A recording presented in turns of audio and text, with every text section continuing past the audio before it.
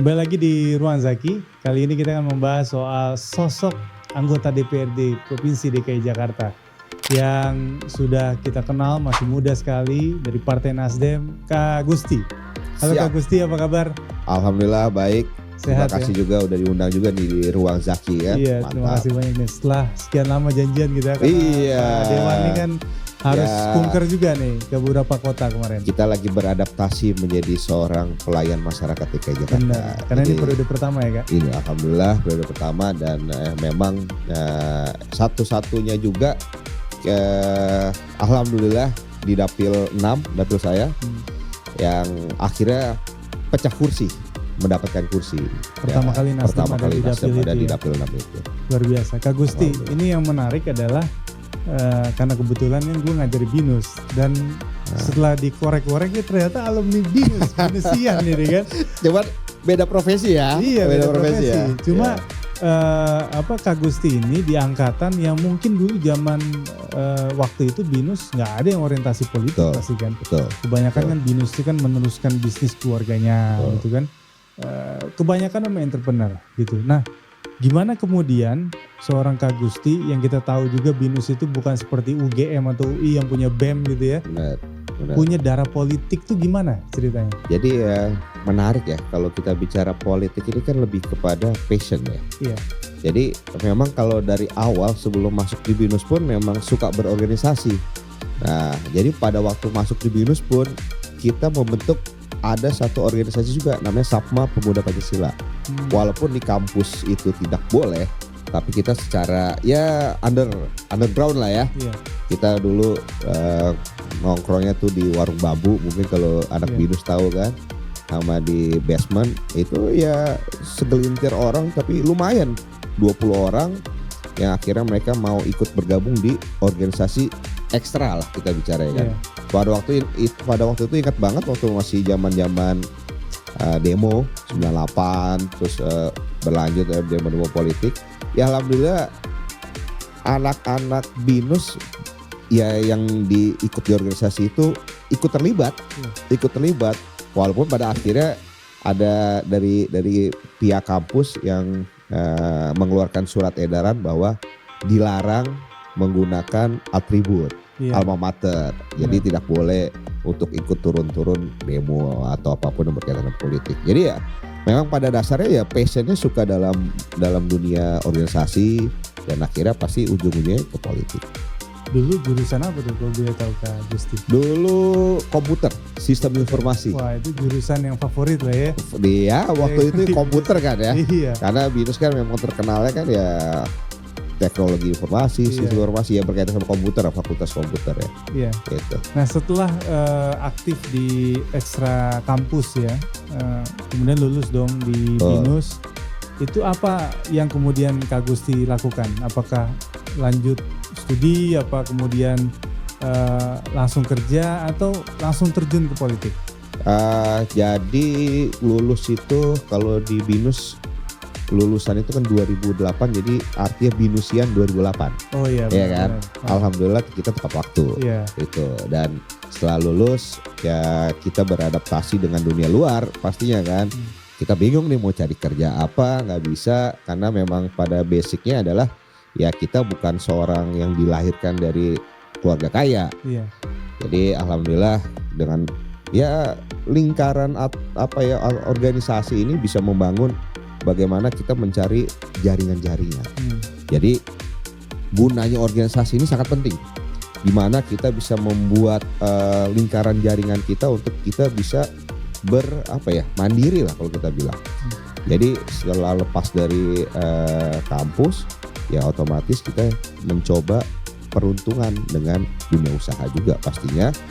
Ya habis itu tetap organisasi tetap kita fokus juga.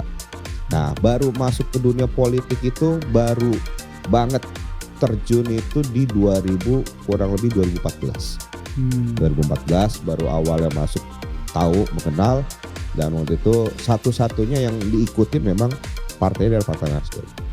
Gitu. Jadi kita melihat partai baru yang ya mungkin kita bisa berpikiran wah karena baru kan. Jadi kita bisa coba mengeksplor di dalamnya dan mudah-mudahan ya seniornya nggak begitu banyak.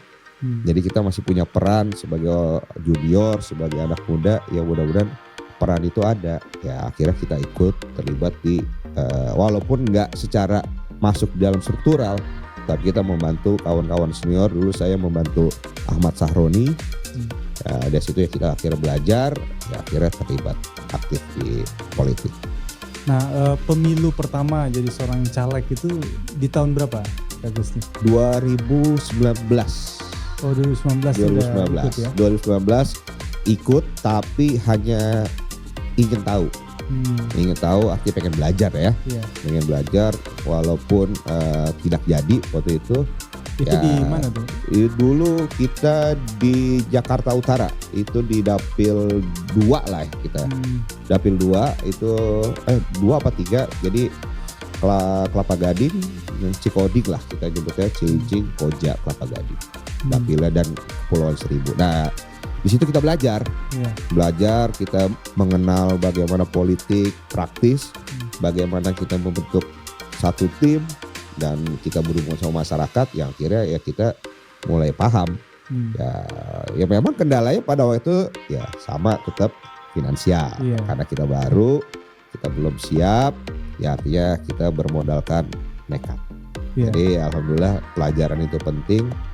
Ya sampai hari ini di 2024 ya kemarin yang lalu akhirnya kita terjun dengan benar-benar bermodalkan semuanya.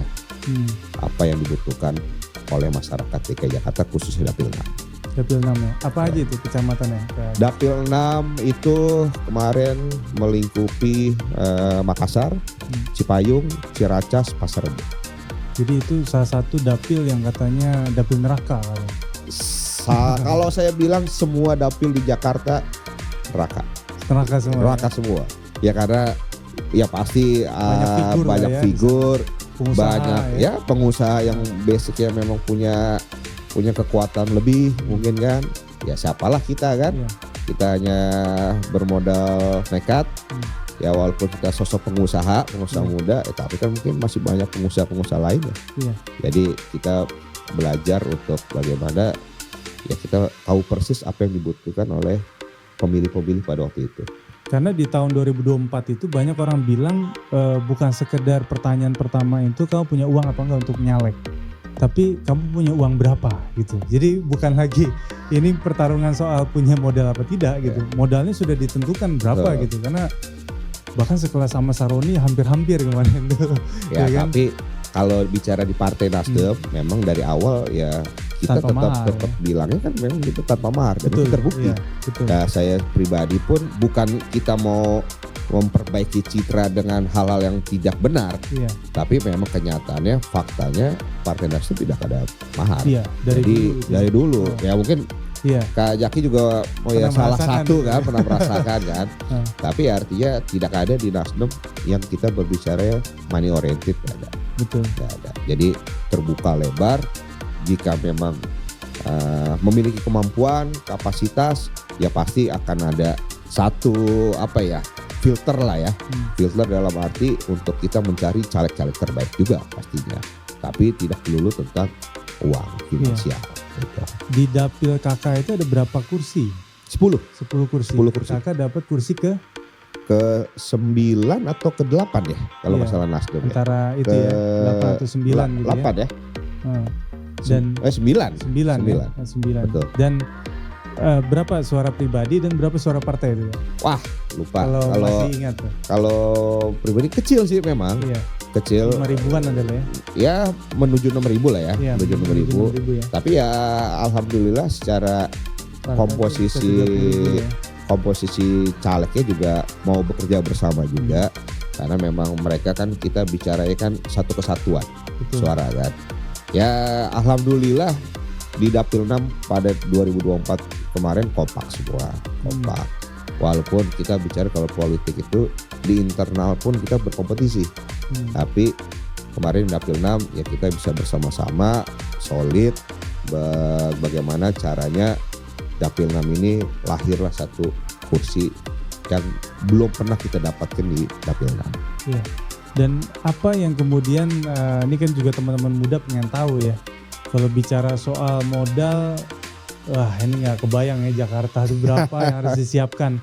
Tapi soal bagaimana strategi, karena dengar-dengar tuh ada partai besar yang tadi punya 2 kursi hilang juga katanya di dapil itu, betul ya? Betul. Ada 2 partai kalau nggak salah ya. Ada 2 partai Ada 2 bahkan partai. ya di sana, makanya kemudian Nasdem bisa curi kursi di sana. Ya. Betul. Ini kecurigaan kita adalah soal performa pasti individual pada saat sedang menjabat mungkin ya, gitu ya, sehingga kemudian membuat akhirnya masyarakat di dapil itu memilih sosok baru gitu kan. Indonesia kan gitu, cenderung ya ada yang fresh nih, kita coba lah. Pengen gitu coba-coba kan. Iya kan, kadang-kadang gitu. Betul. Nah, Salah ini- satunya lah. Iya. Tapi memang kita merasakan banget, saya pribadi di 2024 ini politiknya sangat panas. Panas sekali memang. Panas. Iya. Satu, karena memang kita sudah mulai masuk ke dalam pemilu serentak ya.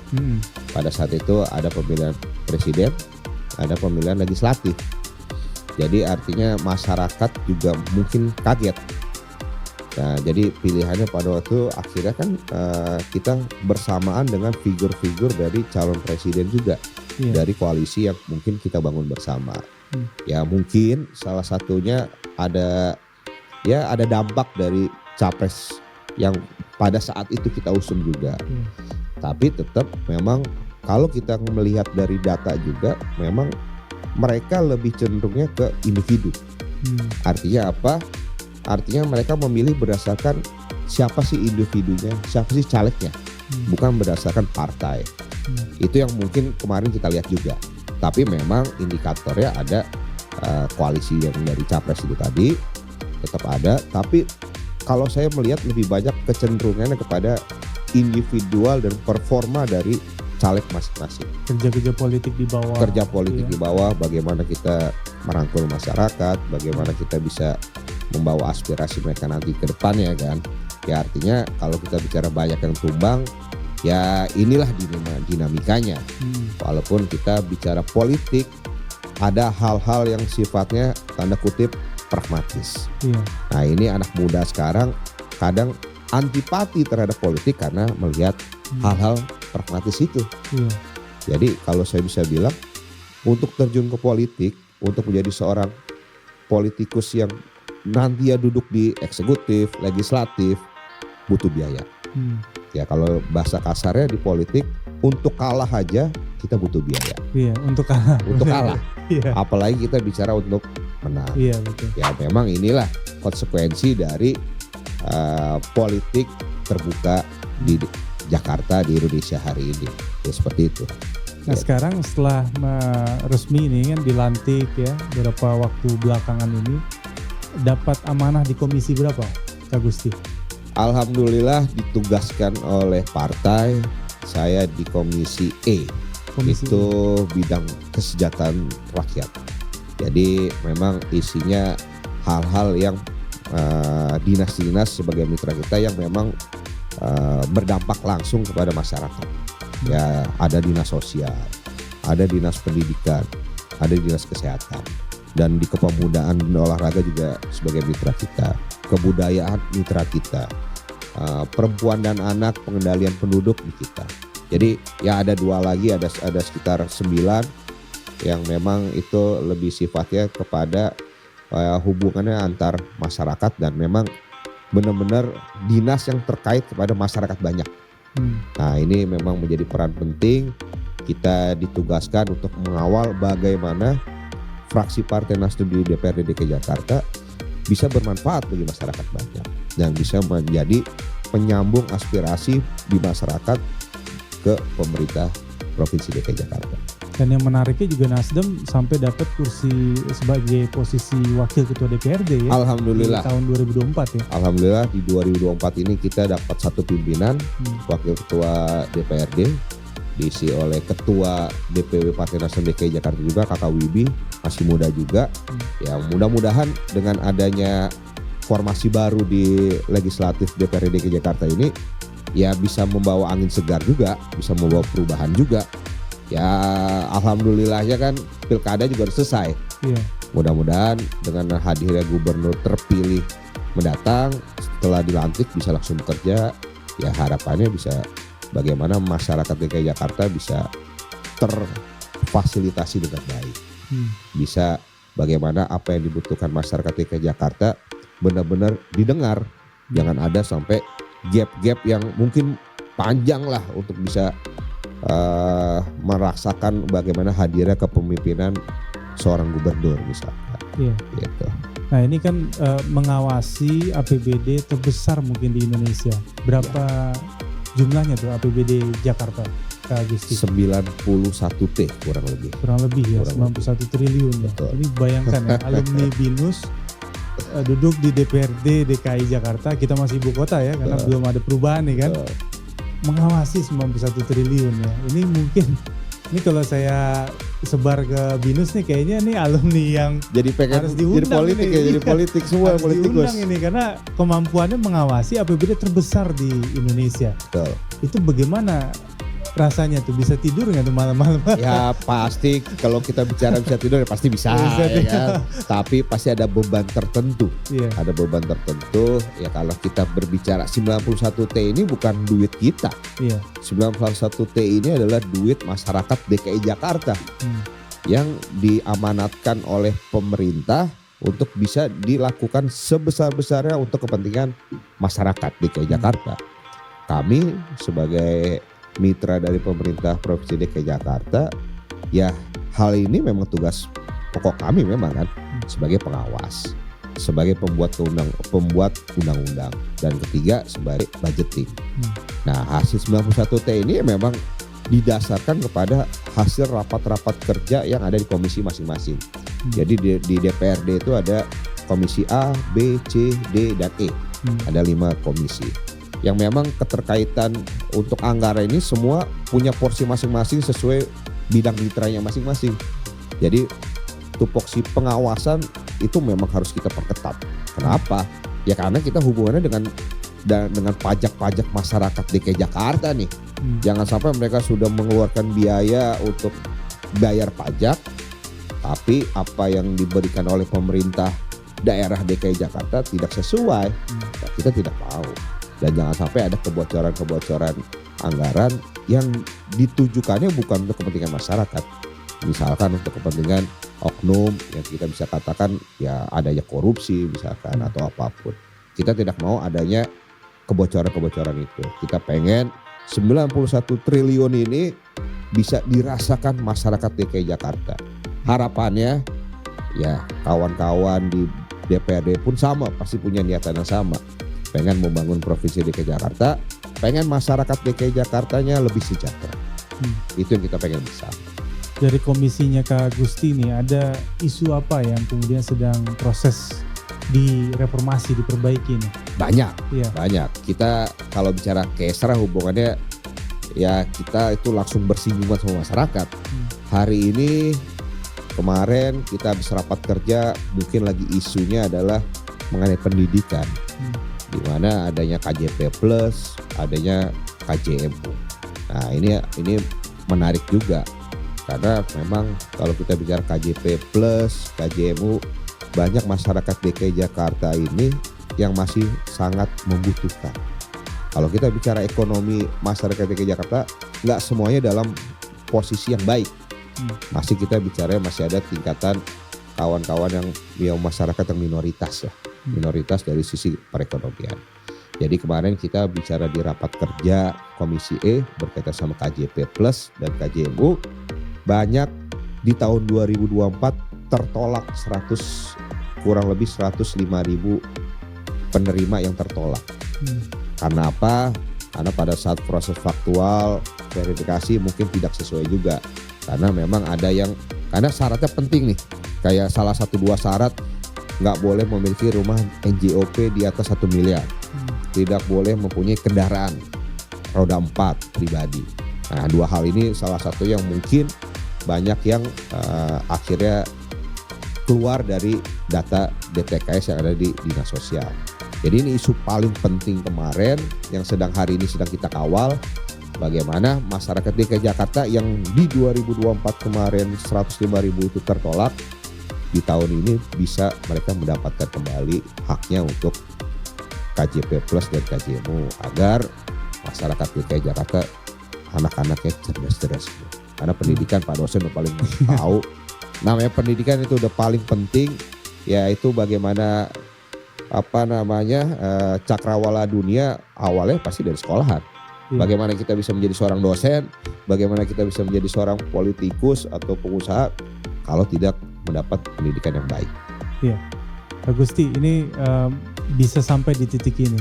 Ini sosok yang kemudian menginspirasi Kak Gusti sampai jatuh bangun sebagai pengusaha, politisi, pernah gagal, lalu sekarang dapat amanah mengawasi dana sebesar itu. Pasti kan selama 5 tahun ke depan ini kan ada pesan-pesan penting gitu ya, yang membekas gitu ya.